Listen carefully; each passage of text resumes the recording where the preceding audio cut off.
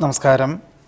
ഭരണി നക്ഷത്രത്തിൽ ജനിച്ചവർക്ക് ഈ ഡിസംബർ മാസത്തിൽ വിവിധങ്ങളും വ്യത്യസ്തങ്ങളുമായിട്ടുള്ള തൊഴിൽ മേഖലകളിൽ ഏർപ്പെടുവാനുള്ള അവസരം വളരെ ക്ഷമയോടുകൂടി വിനയത്തോടുകൂടി അനുഭവജ്ഞാനമുള്ളവരുടെ നിർദ്ദേശം സ്വീകരിച്ച് ചെയ്യുന്ന കാര്യങ്ങളിലെല്ലാം തന്നെ മാസത്തിൻ്റെ രണ്ടാമത്തെ പകുതിയിൽ ഫലപ്രാപ്തി നേടുവാനുള്ള യോഗം കാണുന്നുണ്ട്.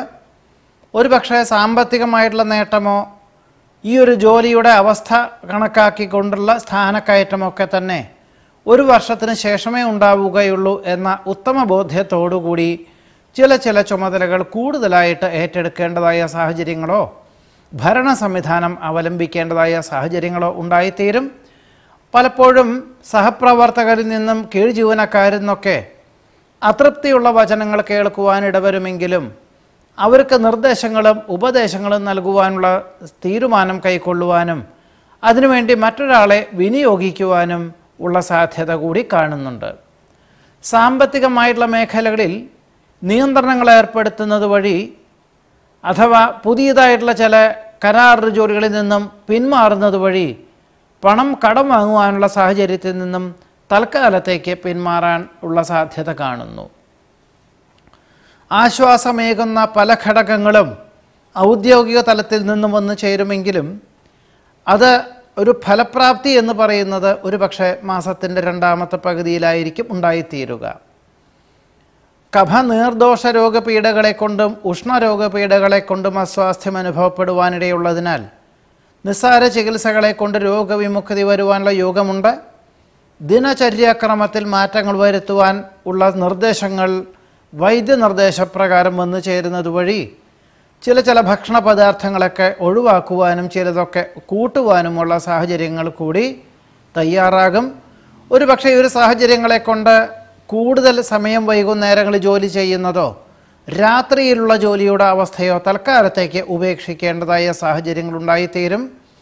മറ്റു ചിലർക്ക് യാത്ര ചെയ്തുകൊണ്ടുള്ള ജോലിയുടെ സ്വഭാവം ഉള്ള ജോലി മാറി ഇരുന്നും കൊണ്ട് ജോലി ചെയ്യാൻ തക്കവണ്ണമുള്ള സ്ഥലത്തേക്കോ അതിന് തക്കവണ്ണമുള്ള ജോലിക്കോ ശ്രമിക്കുവാനുള്ള സാഹചര്യങ്ങൾ കൂടി ഉണ്ടായിത്തീരും.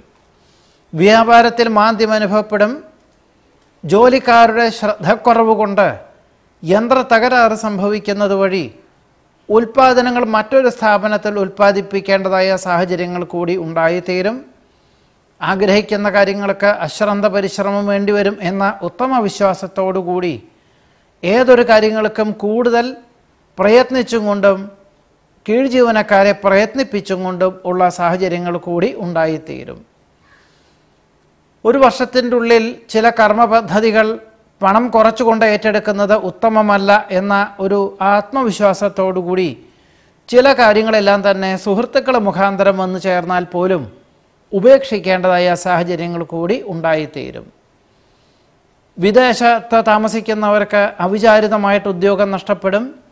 കഴിഞ്ഞ 2 മാസമായിട്ട് സാമ്പത്തികമായിട്ടുള്ള അവസ്ഥാവിശേഷങ്ങളിൽ സ്വല്പം മാന്ദ്യം അനുഭവപ്പെടുന്നത് വഴി ഒരു പക്ഷേ ഭൂമി വിൽക്കുവാനുള്ള സാഹചര്യങ്ങൾ ഉണ്ടായിത്തീരും. അഥവാ പ്രാഥമിക സംഖ്യ കൊടുത്ത് കരാർ എഴുതിയിട്ടുള്ളതായിട്ട് ഗൃഹം വാങ്ങുവാനായിട്ടുള്ളതിൽ നിന്നും തൽക്കാലത്തേക്ക് പിന്മാറുവാനോ അതോ മറ്റൊരാൾക്ക് അത് കൈമാറുവാനുള്ള തീരുമാനം കൈക്കൊള്ളുവാനോ യോഗം കാണുന്നുണ്ട്. പലപ്പോഴും നിർണായകമായിട്ടുള്ള തീരുമാനങ്ങളൊക്കെ വിദഗ്ധമായിട്ടുള്ള നിർദ്ദേശവും ഉപദേശവും സ്വീകരിക്കുന്നത് നന്നായിരിക്കും. കാർഷികമായിട്ടുള്ള മേഖലയിൽ മാസത്തിൻ്റെ രണ്ടാമത്തെ പകുതിയിൽ സർവാത്മന സഹകരിക്കുവാനുള്ള യോഗം കാണുന്നുണ്ട്. എന്നാൽ മറ്റൊരാൾ പണം മുടക്കുകയും സ്വന്തം ആശയങ്ങളും സ്വന്തം നിർദ്ദേശങ്ങളും അവലംബിച്ചുകൊണ്ട് പൂർണ്ണ അധികാരത്തോടുകൂടി പൂർണ്ണ നിയന്ത്രണത്തോടുകൂടി ഇതായിട്ടുള്ള അവലംബിക്കുന്ന തൊഴിൽപരമായിട്ടുള്ള മേഖലകളോ വ്യാപാര വ്യവസായങ്ങളോ ഒക്കെ തന്നെ ആണെങ്കിൽ അത് അവലംബിക്കുന്നത് നല്ലതായിരിക്കും. എന്നാൽ ഒരു നിശ്ചിത ശമ്പളവും പിന്നീട് ലാഭശതമാന വ്യവസ്ഥകളോടുകൂടി ഇതായിട്ടുള്ള പ്രവർത്തന മണ്ഡലങ്ങൾക്കൊക്കെ തന്നെ അവസരം വന്നു ചേരുകയോ അതിൻ്റെ ഒരു പൂർണ്ണ അധികാരി സ്ഥാനം വഹിക്കുവാനുള്ള സാഹചര്യങ്ങളുണ്ടായിത്തീരുന്നതൊക്കെ തന്നെ ഈ ഡിസംബർ മാസത്തിൻ്റെ രണ്ടാമത്തെ പകുതിയിൽ വന്നു ചേരുവാനുള്ള യോഗമുണ്ട്. വിദേശ യാത്രയ്ക്ക് പുറപ്പെടുന്നവർക്കാണെങ്കിൽ അകാരണമായിട്ടുള്ള കാലതാമസം തടസ്സങ്ങളും ഉണ്ടായിത്തീരും. മനസ്സിന് വിഭ്രാന്തി വർദ്ധിക്കാണ്ട് നോക്കണം. വാഹനാപകടത്തിൽ നിന്നും അത്ഭുതകരമായി രക്ഷപ്പെടും. പണം കടം കൊടുക്കുന്നതും ജാമ്യം നിൽക്കുന്നതും സ്വന്തം ഉത്തരവാദിത്തങ്ങൾ മറ്റൊരാളെ ഏൽപ്പിക്കുന്നതും ഒക്കെ തന്നെ പരമാവധി ഈ ഒരു മാസത്തിൽ ആദ്യത്തെ പകുതിയിൽ ഒഴിവാക്കുന്നത് നന്നായിരിക്കും.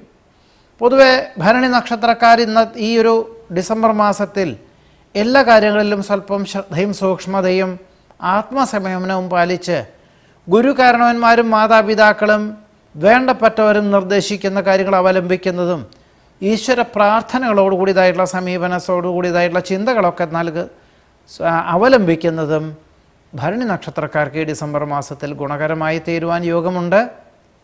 നമസ്കാരം.